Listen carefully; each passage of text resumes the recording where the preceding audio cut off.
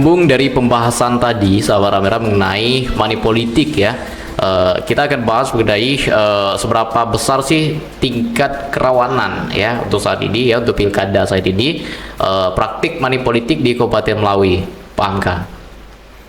Iya, kalau bicara praktik politik ini memang agak ini juga ya, memang kalau bahasanya beberapa plagiat pemilu mengatakan bahwa musuh terbesarnya Bawaslu itu adalah politik, uang gitu, atau money politik.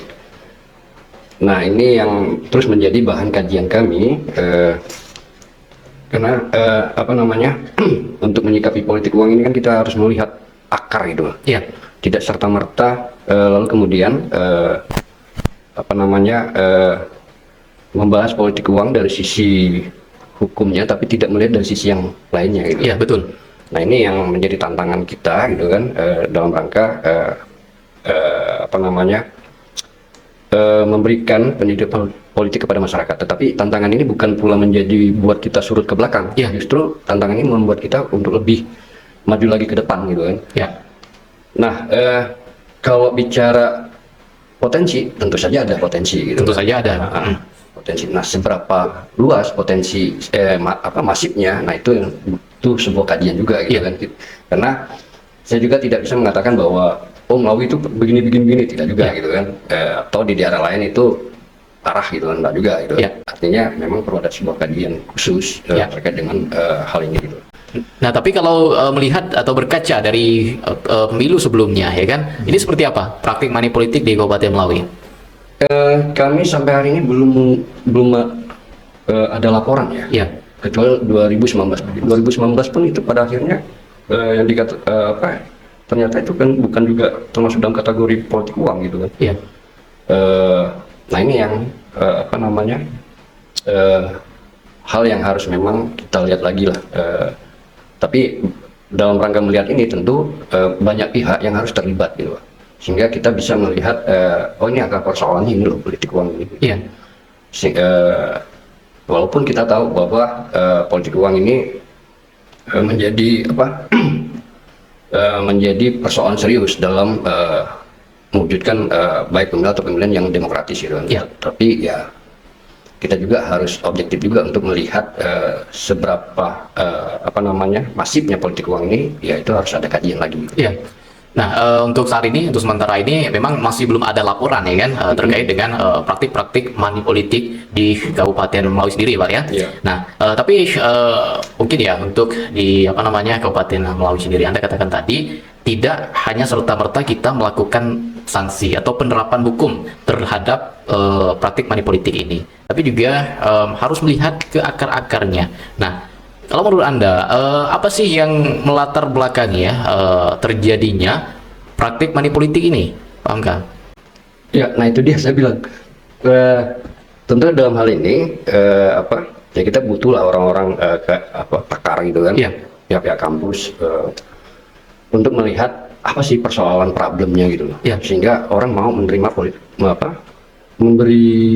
menerima uang dengan imbalan tertentu gitu. Atau orang yang sudah memilih calon tertentu itu akan diberi uang, dibandingkan kepentinganku ini bukan hanya 5 tahun, tapi kepentinganku itu bisa jadi untuk 50 tahun yang akan datang gitu kan.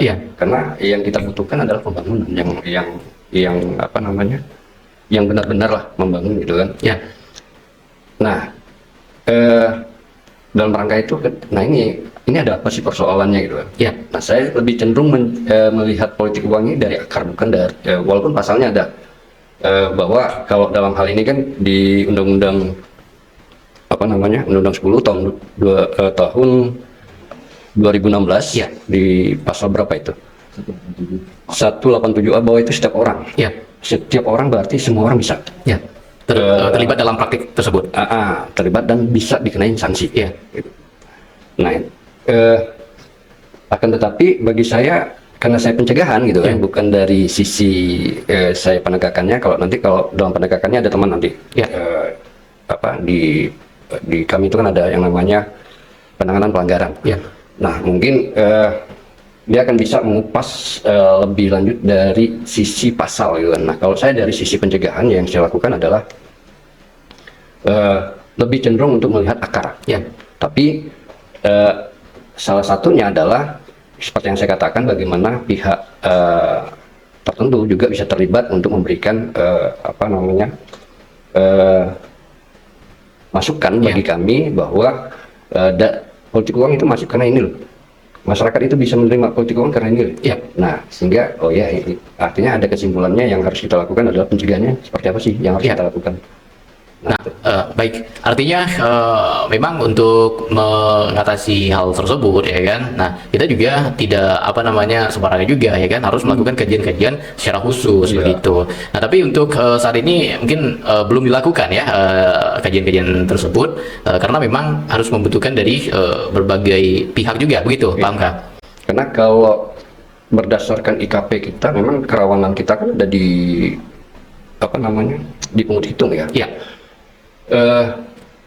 Di pungut hitung itu kita belum melihat adanya politik uang gitu kan. Ya, sejauh ini dari mungkin dari pilkada atau pemilu sebelumnya di Februari kemarin juga belum ada laporan-laporan. Kalau untuk laporan belum ada sih. Ya. Untuk politik uang ini, ya, sepengetahuan saya ya, belum ada. Tapi mungkin nanti bisa dipertegas oleh kawan-kawan penanganan pelanggaran gitu kan. Ya. Nah, tapi begini, kan ada sebuah statement ya kan. Nah, dari masyarakat itu sendiri. Oh ya Bang, nggak apa-apa sih ambil uangnya, tapi ikuti hati nurani kita begitu. Nah, bagaimana menanggapi statement tersebut, Pak Amka? Ya, itu statement yang udah lama ya. Ya. Saya pikir ini udah pemilu sebelum reformasi, perlawanan politik uang ini sudah ada ya. Kan? Dengan salah satu bahasanya itu, ya, ambil uangnya tapi jangan pilih orangnya gitu. Ya. Nah, saya pikir dua-duanya janganlah. Dua-duanya jangan. Iya, uangnya jangan diambil. Ya. Kemudian untuk menentukan pilihan, ya sesuaikan dengan hati nurani kita masing-masing gitu. Ya. Saya pikir itu. Karena nanti kalau diambil uangnya, walaupun tidak dipilih orangnya, ya kalau ada yang lapor, kan tetap kena juga. Tetap kena juga. Iya. Ya. Walaupun tidak ada istilahnya akad lah seperti itu ya kan, tidak ada perjanjian dan lain sebagainya, tetap terjerat juga, paham kan? Karena ada setiap orang bahasanya itu kan. Ya. Nah, itu yang pasal itu yang nanti yang berlaku gitu. Oke. Nah, ini mungkin ya dari kita sebagai masyarakat juga mengenai praktik-praktik seperti ini ya terbilang susah juga ya kan dihilangkan lah pastinya ya kan, karena sudah betul tadi yang dikatakan Pak Amka sudah dari zaman dulu ya kan praktik-praktik seperti ini. Nah, tapi oke lah, tadi Pak Amka katakan jangan ambil dua-duanya, jangan ambil uangnya ya kan, jangan lakukan praktik money politik. Oke, bagi kita yang mungkin sebagai ya statusnya pejabat dan lain sebagainya, mungkin uang kita katakan 100.000 ataupun 200.000 itu ya cukup untuk minum kopi saja ya kan, untuk santai-santai saja, ngopi saja ya kan, sekali ngopi habis ya kan. Tapi berbeda halnya dengan kondisi kita di lapangan, paham gak ya kan, di lapangan itu masyarakat yang mungkin 100.000 itu terbilang besar juga ya kan, bagi mereka bisa untuk beli beras ya kan, bisa untuk makan 1 minggu dan lain sebagainya. Nah, bagaimana Anda menyikapi atau menanggapi hal tersebut ya kan? Nah, mungkin ini yang menjadi faktor juga ya kan, salah satu faktor lah, kita katakan salah satu faktor yang menjadi praktik dari money politik ini sendiri, paham kan? Ya, saya hanya ingin mengatakan ini aja lah pada sahabat kamera, coba 100.000, misal kita dikasih 100.000, oke, paling atau di atasnya, tapi coba kita 1 tahun itu ada 360 hari ya. 360 hari, 100.000 dibagi 60 hari itu berapa sih kita dapat? Nah, gitu kan, artinya kita mengorbankan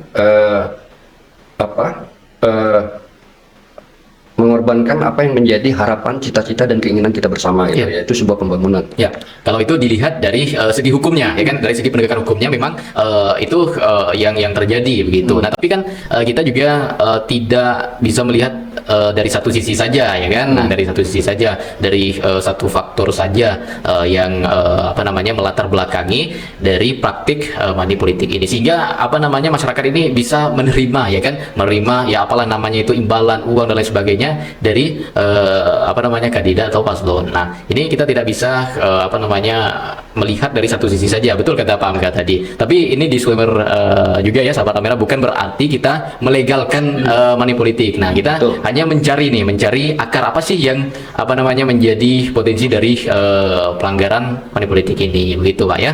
Nah, itu ya sahabat kamera semuanya sudah dijelaskan tadi ya kan oleh Pak Amka terkait dengan praktik-praktik money politik. Nah, untuk tantangan sendiri ya kan dari Bawaslu ini, Pak Amka, boleh dijelaskan dalam pilkada ini seberapa besar sih yang mungkin sudah dipetakan ya kan? Karena mengingat ini walaupun ya belum ditetapkan, Bang ya, belum ditetapkan paslon, tapi kita juga mungkin sudah bisa menerka ini ada dua calon ya kan, dua paslon. Nah, mungkin tensi politiknya lebih tinggi begitu. Nah, seperti apa kesiapannya?